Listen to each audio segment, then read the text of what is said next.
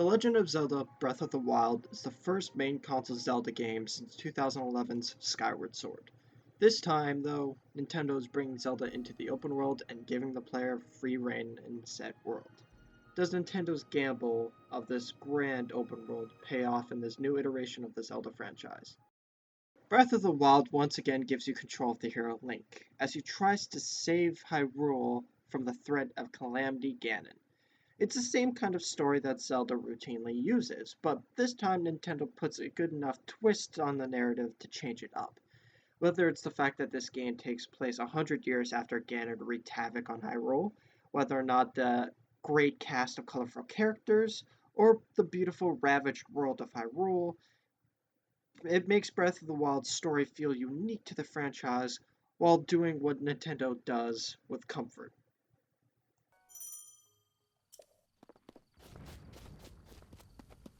The biggest plus here is the open world that's provided to the player.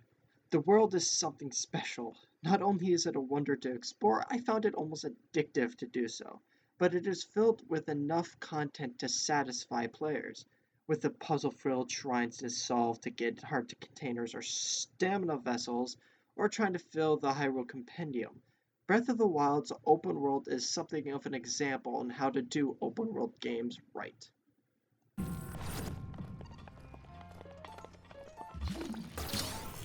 Breath of the Wild's gameplay is different, but also somewhat familiar to the Zelda franchise. While I can liken the combat systems to games like Dark Souls, it still feels like it belongs in a Zelda game. The game is difficult, quite possibly the hardest game in the Zelda franchise. That adds to the gameplay though, as it difficult it feels like it belongs in the destroyed world of Hyrule.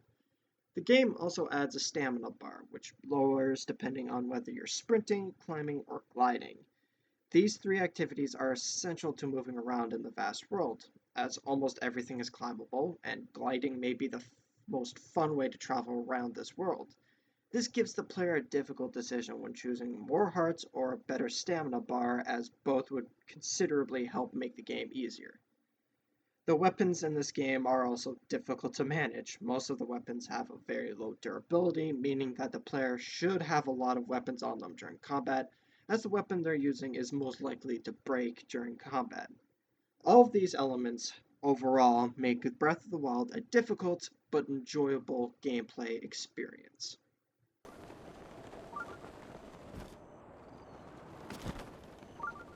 The art style of Breath of the Wild is very similar to a previous Zelda game, The Wind Waker. However, I would argue that not only is Breath of the Wild superior to Wind Waker in terms of graphics and art style, Breath of the Wild may very well be one of the best looking games of all time. Throughout the world's many diverse landscapes, the graphic, art style, and lighting help make each area look downright stunning. In terms of actual performance, the game succeeds here as well. There are very low amount of loading screens. And when I do encounter one, it's quite short, which is quite impressive for a game this size. Also impressive is the lack of bugs and or glitches, as I have yet to encounter any in my 30 plus hour time with this game. This makes Breath of the Wild one of the most technically sound games of the past decade.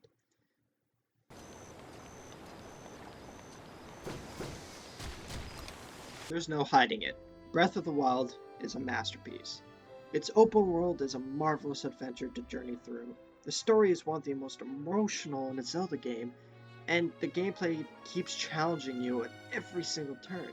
And of course, with a gorgeous look to wrap it all up. Not only is The Legend of Zelda Breath of the Wild the best Zelda game I have ever played, it may also be one of the greatest games I have ever had the pleasure of playing.